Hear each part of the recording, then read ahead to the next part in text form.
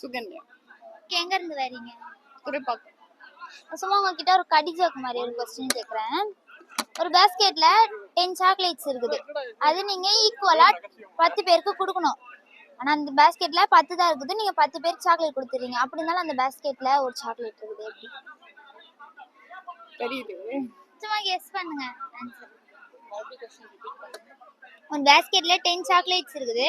அதுங்க நீங்க வந்து ஆமா கடி ஜோக் மாதிரி. நீங்க 10 பீப்புள் ஒரு 10 பர்சன்ஸ்க்கு ஈக்குவலா பிரிச்சு கொடுக்கணும். ஆனா இதுல என்ன ரூல்ஸ்னா பாதி பாதியா கொடுக்க கூடாது. அந்த சாக்லேட்டை முழுசா கொடுக்கணும். நீங்க கொடுத்ததுக்கு அப்புறமா அந்த பாஸ்கெட்ல ஒரு சாக்லேட் இருக்குது.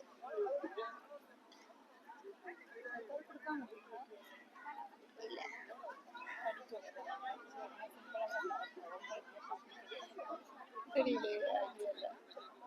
சும்மா கெஸ் பண்ணி பாருங்க இதுவா இருக்கலாம். 10 சாக்லேட் தான் இருக்குது அதுல.